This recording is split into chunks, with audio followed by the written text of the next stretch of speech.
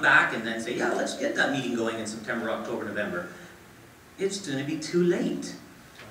Because if we start, why, that somebody asked, if the process gets debated again in August, setting up a meeting for less than a month away is impractical. At this point, we're 2 months away.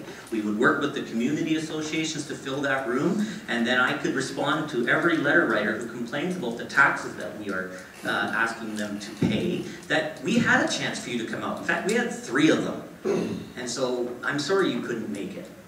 But we asked you. And we offered a phone system. So I say don't delay, pass it now. If we need to rescind the motion in August, late August, so be it after the next meeting. But at least let's set the foundation for these meetings. So I'm against deferral. Any more discussion? Councillor Hayes. So at the risk of delaying the decision here, through the staff, certainly the way I'm looking at it would involve town hall type meetings to get that component about public engagement. Is that consistent with current policy for engagement on financial? The current council policy, I think, sets out that there is there's the section at the beginning of every financial plan meeting for public input. So that's the current policy for public input on the budget. So there would be no need to worry then that we wouldn't have public hearings if we waited until August, and because there is a mechanism that just automatically lets us go forward and do them. Is that correct?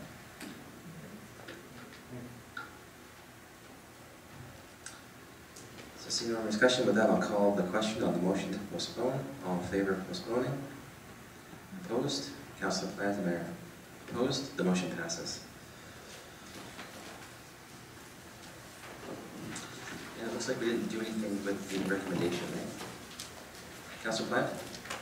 Thank you. In response to the recommendation by Valentini, our Director of Finance, I would like to move option 1 with the following provisions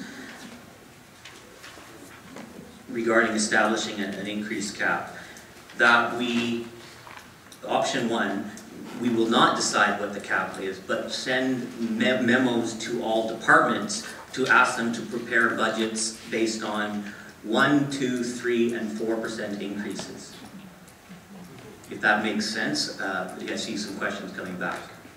If I may, through the chair, that is exceptionally challenging for staff to prepare all of those various budget options. To do the one budget that we do requires full staff complement right to the end. Okay.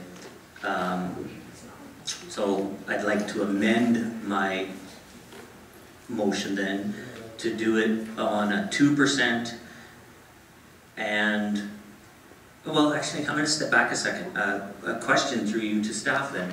If we don't, I mean, we were just about to just move on from this item without making any recommendation. So staff would have done the, well, the recommendation would have been defaulted into C because there was nothing.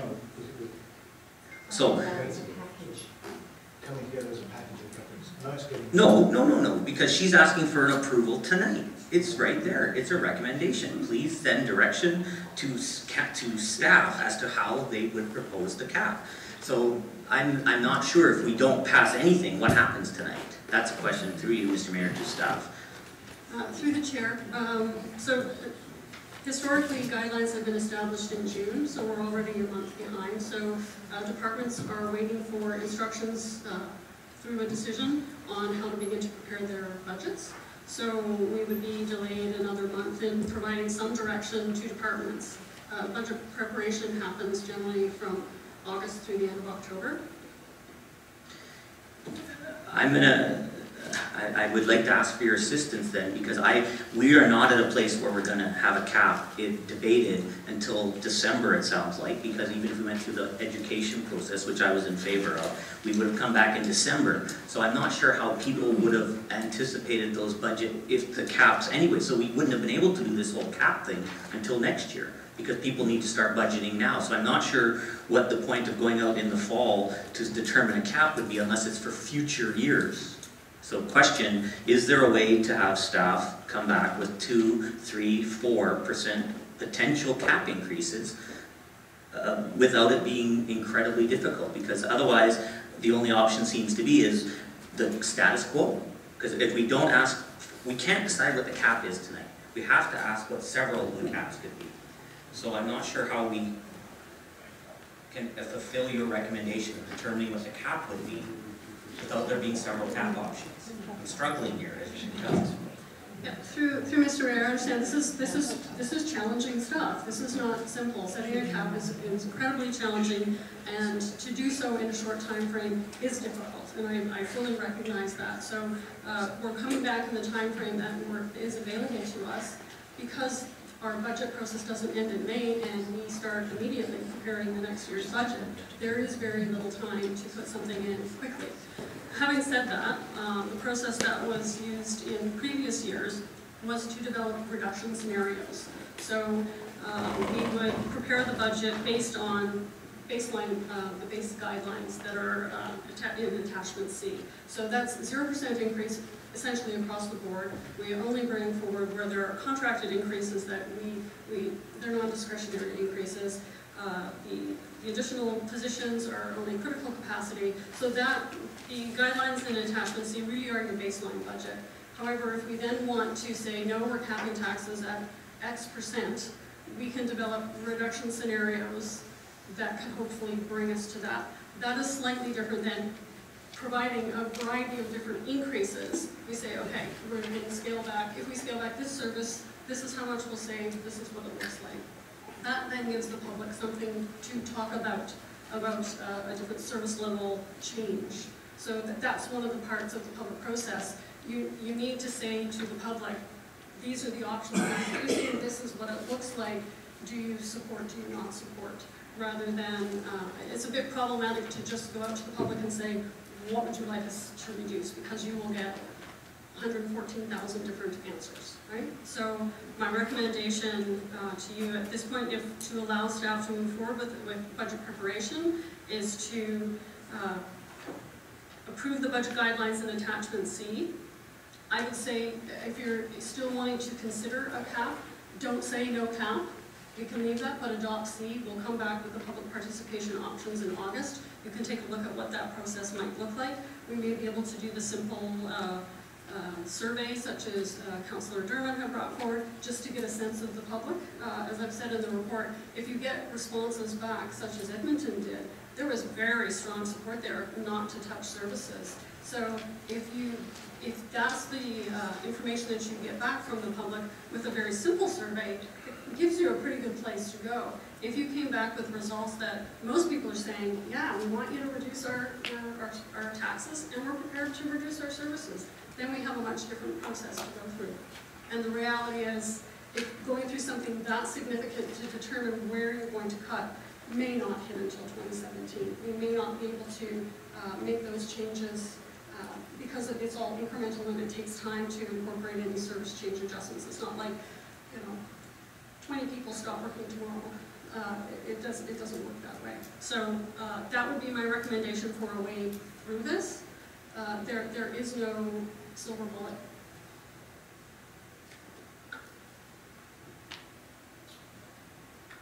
I thank you for what you say, and with that explanation is helpful. So I won't be moving that we ask staff to create budget increases of 1, 2, 3, and 4 as initially motivated. I do want to maintain that cap as an option, and I certainly believe that the police board should be asked to comply with the same cap. So I don't know if we move option 2, if that eliminates the notion that the police board would be asked to have the same cap. Can you answer that question, Mr. Mayor, or pardon me, Ms. Tinney, through the mayor? Through the mayor, we could be more formal with the request to police board to, if they just complied with the guidelines, then that would produce a different result, I would imagine, from their budget, because the budget that they have submitted historically has not matched the guideline, so they have not stayed with the 0% and only asking for a certain amount. So that would be a start, but again, as indicated in the report, moving to a joint council police board meeting to discuss budget may be advantageous, to get a sense, to sort of formally talk about staying with guidelines. So I didn't hear an answer to my question. I don't mean that sarcastically. So my question is, if we move option 2 no, does that prevent us from saying to the police board, we want you to adhere to the eventual increase that council agrees to? Sorry, through the chair, yes, we can do those things. So I'm very frustrated a little bit, but I would say this, and to my council colleagues, just so I'm fully transparent on the record, I fully believe in us pre-publishing what our tax increases will be and making do with what we have. We, in my profession as teachers, I get a 2% increase based on salary, and that's what's going to cost, and I budget accordingly. I think our departments right now, the way they currently budget is they tell us, well, we've got 0, but here's what we need to in order to stay, and they kind of hope it gets through council. I think being really clear, it's 2%, and that's the number I'm pulling out of the air, it could be 3 next year. That's what you have, make do. And that's where I'm gonna, every time there's a chance to vote for a cap that's pre-published, and if we have to amend that, then the 9 people around here can amend that, but that's how we tell our departments to budget. So thank you for all your questions. I will probably ask if we can have a cup of coffee to discuss offline further, but I will stop at this point. Councillor German's been waiting the longest. Thank you, Mr. Mayor, through you. What I've heard from Ms. Tinney, and what I think is critical, is that we direct staff to begin to provide reduction scenarios, because that's the information we really need to know and that the public needs to know. You can go ahead and set caps, but there are certain costs that you are going to run into, and that may well get you into the reduction of services. The ones who should at least inform us on that decision are the public, who pay the taxes and use the services. The last thing I want to, I certainly don't want to tax the public more than need be, but on the other hand, I don't want to wind up us deciding which services we will take away from the public, and then the public may not put arms about it. That's not really a desirable outcome. So I would move that we ask the Director of Finance and her staff to prepare budget reduction scenarios and what are the consequences of some levels of cuts in terms of the impact on services and so forth.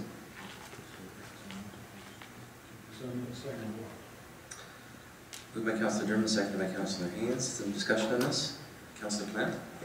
Move question through you, Mr. Mayor, to the mover of what percentage, what cuts? Please, if you could clarify, because I see those 1, 2, 3, 4 potentially no different than my asking what would increases look like of 1, 2, 3, 4.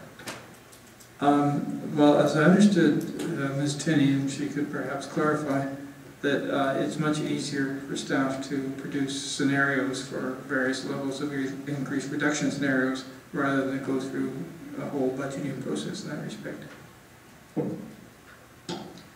Through Mr. Mayor, yes, it's when you're doing a reduction scenario, you're able to identify the specific items where there might be room where you can provide a service in a different way, rather than looking at every budget sort of multiple times. So we would focus in on one area where we see efficiencies could be gained, or where we could adjust service level with the least amount of impact to the public. Sure. And that would allow you to say, functionally, this would allow you to reduce the budget need by yay much. And so I would leave it up to staff to provide a number of scenarios. I would hope they would be in the range of cost of living increase to perhaps up to 3 or 4%. Thank you. Councillor Wardwell? Thank you very much. I guess I'd just like to say I don't think a cap is as simple as we might like to think it is. I remember a few years back, and I usually stop and talk to our workers, and I talked to this parks worker, and some things you never forget, and I just said, what is it that council can do? She didn't know as a councillor, to make your job easier. And she made that comment very bluntly. If only those idiots on council would recognize every time they create a park, it takes people to manage them. And I say that it was interesting, her and she didn't have a smile on her face. And coming back, it's not rocket science for us to know when we're creating additional costs in this chamber. And for a lot of people out there, they're looking at us and just saying, there's a lot of money you have to spend. Just learn to spend it better.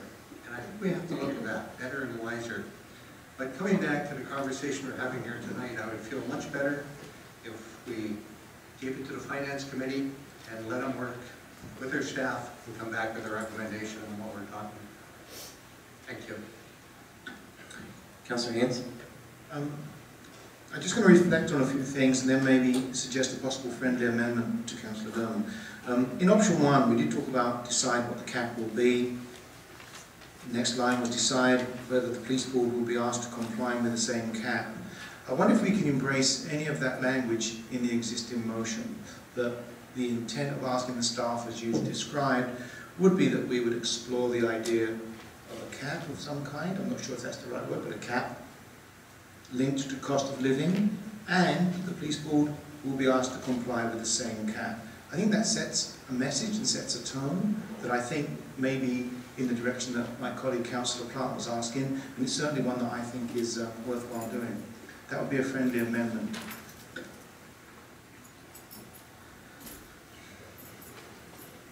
Can I just read from the report here? So I think it might inform the conversation a little bit more, because we're talking about whether or not we should go through with a cap or whether we should do guidelines.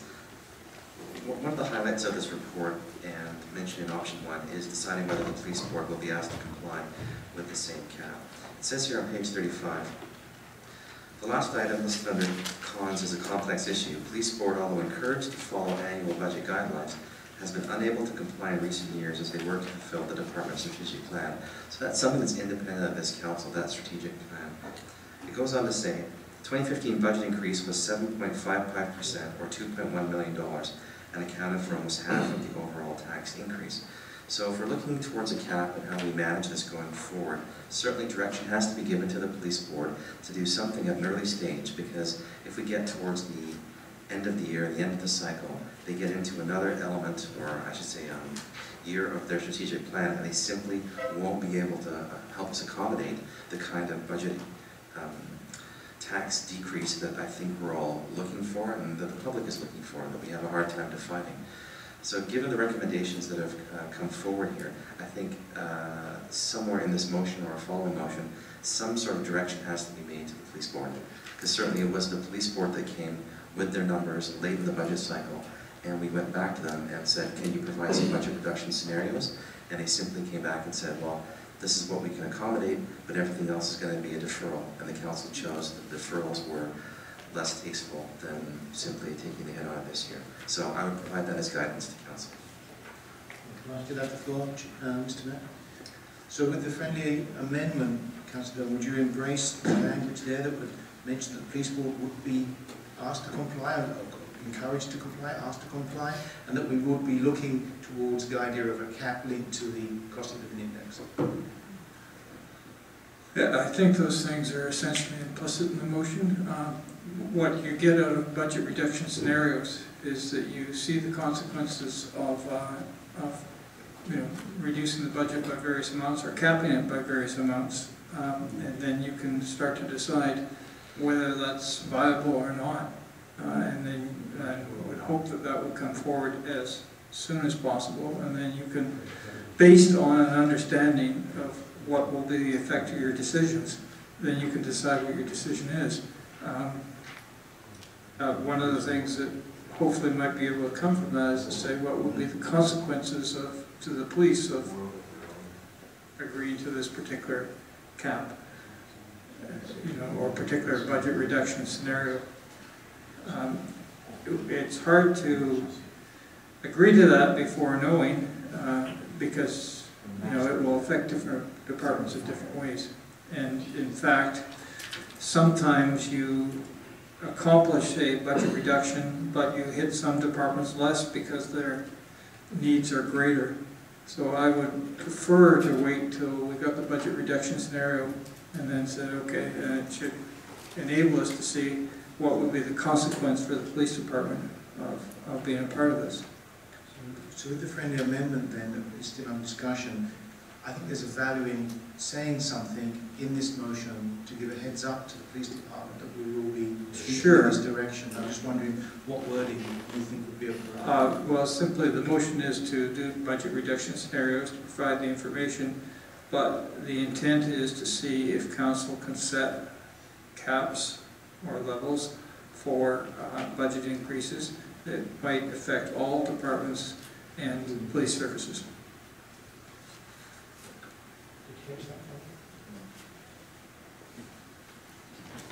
Yeah, that's good. That's good. Councillor Brown has been waiting a long time to speak, and then Councillor Sanders can follow. Thank you, Mr. Mayor. So one of the things I would suggest is that we have, as the report says, a meeting with the police board early.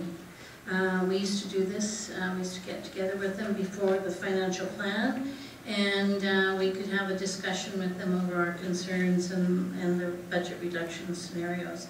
So I think that should be arranged. We used to... I think for September, I think it was when it was planned, but I don't know the exact Oh, date. okay, it doesn't say preliminary in the near future would be advisable, is what it says, so. Yeah. Okay, you're saying September, okay. The other thing is, we've done budget reductions in the past, and I'll just forewarn you, some of the things that come forward are kind of interesting. And Councillor Dermott is right, there are some departments that just won't have anything that they can divvy up or give out. And because of our strategic plan and stuff that we've put forward, those all require, you know, some sort of financial commitment. But what's beneficial is to see in the report, if you ask a department to cut 2% or 1%, and then they will show you what they would take out of their budget. And I can tell you 1 year, engineering was asked, and they took $150,000 out of the sidewalk budget, and it took us a long time to catch that back up. So just be prepared what might come out of a budget reduction scenario, and as long as we as council still have the ultimate goal of what it is. But these are good, we haven't done it for a number of years, so it's a good challenge for staff to look, but I think you might be surprised that there's not a lot of fat there. If you look at the report that says most of it's staff and crest and services that we have to pay for, so, yeah. Councillor Sanders and then Dermott. Thank you, Mr. Mayor. I do support the motion on the floor. I just think back to our citizen survey and the public, it's police and fire. That's where they want the bulk of their money going. That's what they think is the most important. So I think we have to keep that in mind when we want to start capping police and such. That what do our citizens want? I'll also reflect on FAP about 5 years ago or maybe more, when the economy was starting to get a little pressed, and looking at a 3-year scenario, we'll cut back a little bit, and by 3 years the public will start to notice. And it got to things like, the grass that grows between the curb and the sidewalk for those neighborhoods that have sidewalks. And they don't take that out anymore, and the public starts to say, this looks pretty ratty, what's going on in Saanich? And you don't see a street sweeper very often. And that's where, that was 5 years ago, and that's the kind of things when you start cutting back, and we've been cutting back, and it gets pretty difficult when you get into this. So, but I do support the motion, and it's on the floor. Councillor Dermott. Thank you, Mr. Mayor, through you briefly. Yeah, the one great advantage of the budget reduction scenarios is when you go out to the public and start to talk to them, and it's a very important part of the education piece, because it says to them simply, okay, for us to do this, these are the consequences. Are those consequences that you feel are attractive and you can live with? And if not, which option would you prefer to changing the scenario, increasing revenue, whatever it might be? But it allows the public to start to evaluate based on real scenarios, very likely consequences, that they can then look and say, oh yeah, okay, fine, I like that, or no, I don't, and we'll get a good idea. Thank you. Councillor Plant. Thank you. On the amendment, so first question through you to Director Tinney again. Is it correct, as I've heard, that it's easy for departments to create a budget reduction list than an increase of 1%, 2%. So a decreased budget of 1%, 2%, 3% is far easier to do than an increase of 1%, 2%, 3%. Through the chair, the one reason I'm suggesting that is because this is something that staff have done in the past. There were several years where they were required to do budget reductions. So there's a lot of data already on the books for when we had budget reductions presented that we didn't ultimately need to use. So we're not starting fresh. We've got some background information to go from. Thank you. That answers the question. I can put that away in my brain. I'm going to speak against this amendment because we're putting the cart before the horse. We're already saying, here are the reductions that we're going to ask you to go off and prepare for, when we haven't even gone out to the public to say, do you want us to maintain these services or not? We're asking them to go out and prepare these cuts, but it's putting it ahead. I think we should simply, until we've gone out and talked to the public, ask for a status quo budget. And then by the time we go and talk to the residents, we'll find out what they're interested in doing. But to prepare a negative budget presumes that the public's going to come back and vote for that. And of course they will, if the option is to pay less tax. So I do not support an amendment where we actually say, go off staff and please create budget reduction options until we've talked to the public. It should be I'm sorry, I can't talk and hear you at the same time, Councillor Haynes. The amendment should be defeated, and we should simply say a status quo budget till we've gone and talked to everybody. Councillor Bryce, please. Thank you, Mr. Mayor. I think it, in fact, is exactly the opposite. I think that going out to the public with some hard facts about, oh, you'd like to pay less, well, this is what it's going to look like. These are the services that, in fact, could be affected. I think going out in a vacuum and just talking in generalities, you're just going to get generalities back. And so I think it would be a disservice for us to go out and talk to the public unless we actually could give them some scenarios about these are some of the services that could potentially be affected if we reduce the budget. So I think it's sort of the opposite scenario to the way you expressed it. Councillor Durbin and Ward 1. Thank you. Very briefly, Councillor Bryce stated much of what I was going to do. In fact, if you went out to the public and said, are you in favor of reducing services, the first question would be what services and to what level? You know, the reduction scenarios don't say we're going to do it. It gives the public real information about what the consequences between these things are, and then they can better evaluate the consequences. So I would respectfully disagree with Councillor Plant. Councillor Wordman? Very brief. I agree with the last two speakers. Thank you. All right. Councillor Plant? I think Councillor Sanders may have been ahead of me, so Councillor Sanders, were you? No. Okay, my apologies. So there's a flaw in the rationale that's just been spoken by all three of you, in my opinion, which is you're going out to the public saying, reduce, reduce, reduce, here's what you're going to reduce. Why not go out to the public with both options, was if you pay more, here's what you're going to get. The only option going out is reduction, reduction. It should be the full gamut of what you would get with the 2% increase, with the same with the 2% decrease. I appreciate that's how it's been done in the past, is on the decrease model, but I think we should go out with what it would look like as a 2% increase. Councillor Haynes? Yeah. With respect, I think Councillor Plant just said what you said, but with different words. And as I understand the process is to go out to the public, town hall meetings, with some scenarios, and a fourth scenario could be, and what other things would you suggest we could cut? This is to give some information to feed the conversation. I think the argument on the other side was quite clear, and it's very close to what you're saying. I'm not sure where the difference is. Councillor Plant? The answer, Councillor Haynes, is that the motion in front of us goes out with reduction, reduction, reduction, here's what you lose.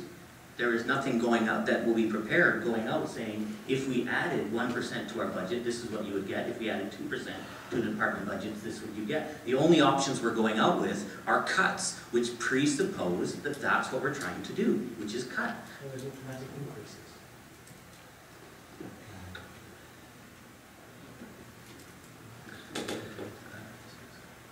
I think it's a very complicated discussion for, I mean, I'm kind of imagining what the public will say. I've certainly been out in public and people have come up to me and they've said, You know, years ago, the street sweepers came every year, now they don't.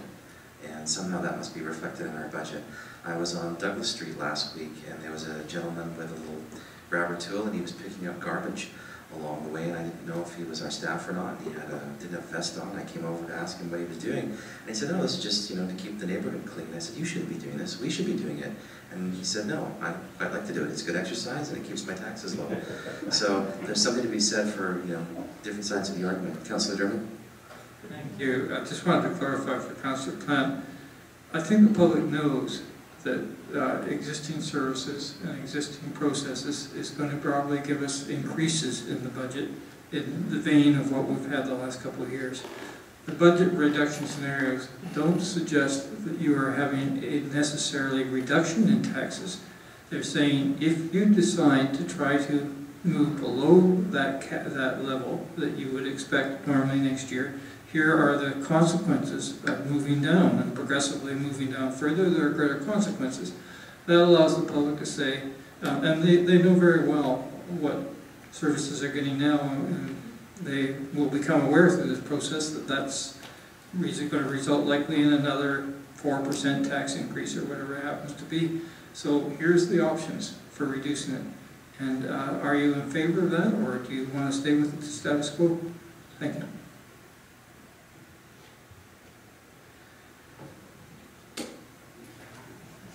Councillor Platt, we've got a few rounds on this. Yeah, I agree, but, and again, you are saying, here's what it looks like with cuts, cuts, cuts. We all know the taxes are gonna go up 2 to 3% just for what we are actually going to be legally required to do.